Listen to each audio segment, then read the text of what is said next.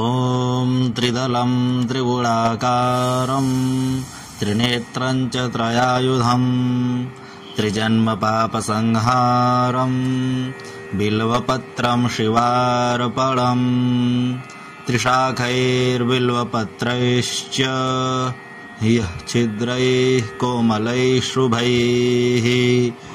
शिवपूजां करिष्यामि बिल्वपत्रं शिवार्पणम्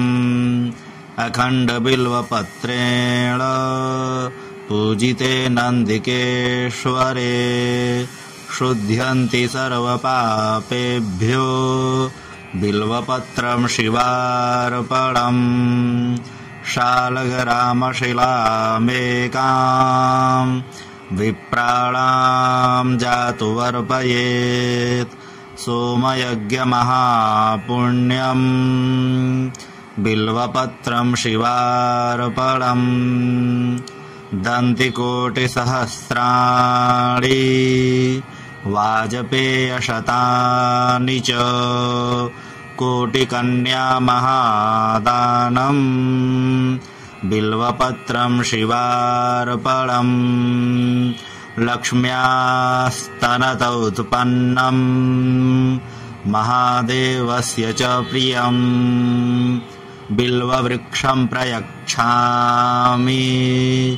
बिल्वपत्रं शिवार्पणम् दर्शनं बिल्ववृक्षस्य स्पर्शनं पापनाशनम् अघोरपापसंहारम् बिल्वपत्रं शिवार्पणम् मूलतो ब्रह्मरूपाय मध्यतो विष्णुरूपिणे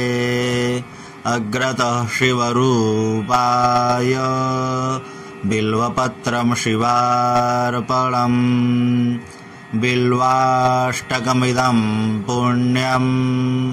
यः पठेत् शिवसन्निधौ सर्वपापविनिर्मुक्तः शिवलोकमवाप्नुयात्। ॐ